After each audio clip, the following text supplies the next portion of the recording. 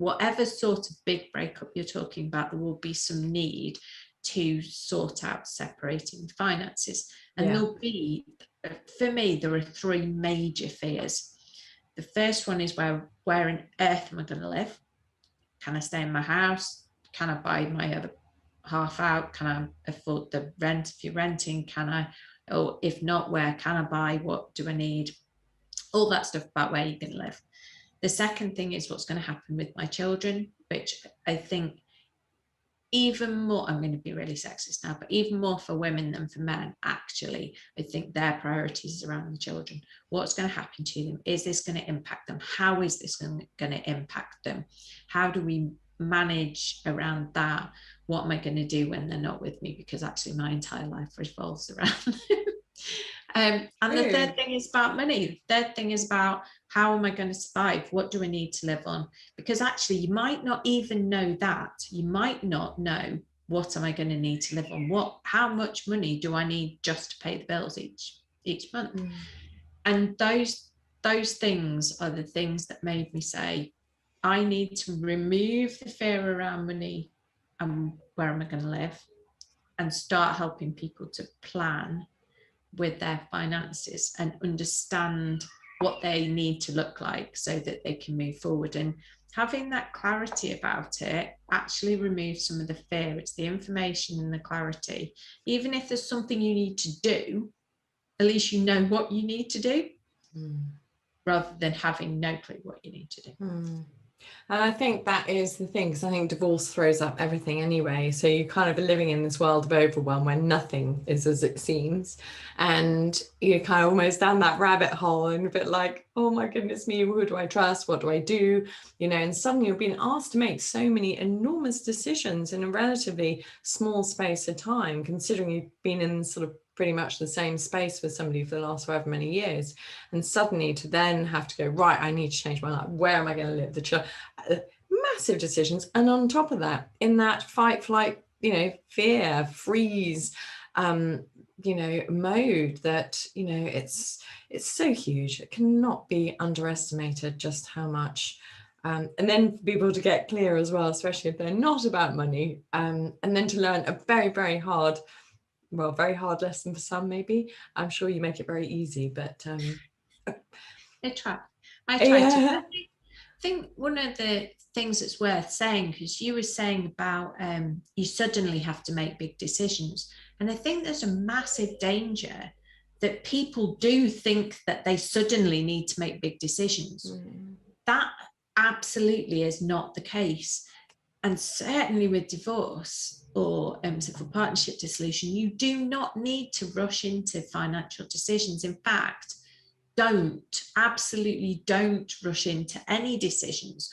Go and see somebody like Tosh and get your head sorted out first, because you cannot make good decisions if you're in a place of emotional upheaval. Whether it's a positive or, you know, if you're giddily excited, you shouldn't be making big decisions. If you're on a real downer, you shouldn't be making big decisions. So your head is the first thing that needs to get sorted out. So you need a Tosh in your life, or somebody who does a similar job, because that emotional stability is going to be really important throughout. And that is your almost like that is your foundation, isn't it, for being able to make good decisions as well, whether it's about finances, co-parenting, where you're going to live, actually to have that clarity. And I always talk a lot about divorce fog. It's a thing, and for a lot of people as well. And again, I don't want to just put it onto women, but you know, women, I hate that expression. I'm just going to say my age. You know, although I'm okay, that there is this sort of added extra hormonal element as well, which can just be, and I think when people feel out of control, then they get fearful because they literally don't know who to trust. And actually, that's why I would also put this back to you, that having, you know, a financial planner, somebody who's got their eye on the financial ball in your support squad is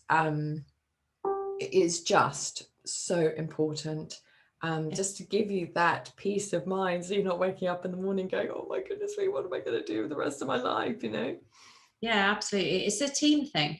You need a Yeah. divorce team. Do not go and see a family lawyer and think that's it and that they're all you need. They can only tell you about the law. I love family lawyers. I work with Likewise. numerous family lawyers. They're amazing. They do a Mm. fabulous job, but they are specialists in the law. They're not going to counsel you. They are not going to coach you. They are not going to help you design your future. They're not going to give you peace of mind around your finances. They may not understand pensions as well as financial planning would. You need a team of professionals who can help you with the bit they specialize in if you want the best outcome out of this. So yeah, it's not about one person. It's not about picking the best professional one person. It's about having a team of people who all work together and all hold your hand through this and talk to each other as well, so you know that you don't have to make all those phone calls. And I'm a really big supporter of kind of, you know, everybody, obviously not things that you agree to share, but just so everybody is on the same page, so you don't have to go through that whole like, oh my goodness, I've got to talk about this and I've now got to relay that.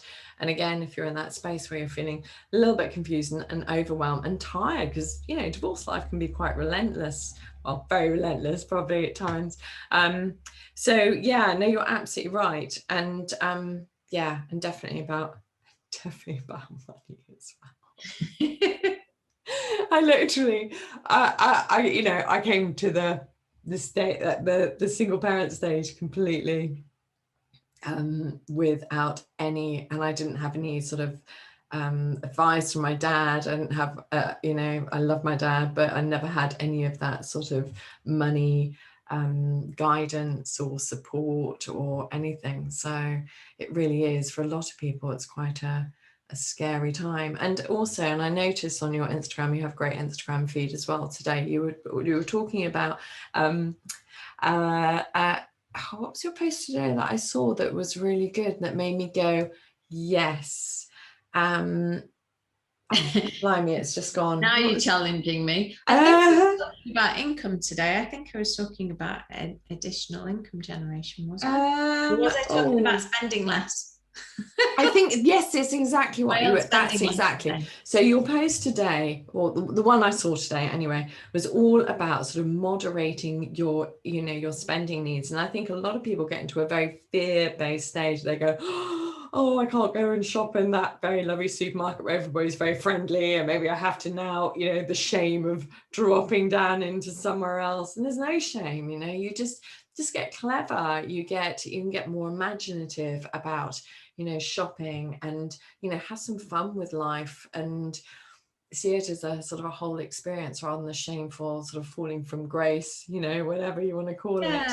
So I'm talking a bit at the moment about future life, because I think divorce is an opportunity. Yeah, as well as, yes, it's the end of one chapter, but it's the beginning of a new chapter. And it's an opportunity to design a new life that you want to live in the way that you want to live it, without compromise to anybody else.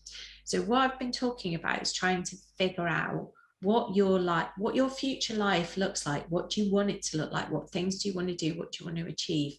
Working out what the gap is between what you have now, what your world looks like now, and what you want it to look like. And what are the levers that we can push and pull to get us from here to here?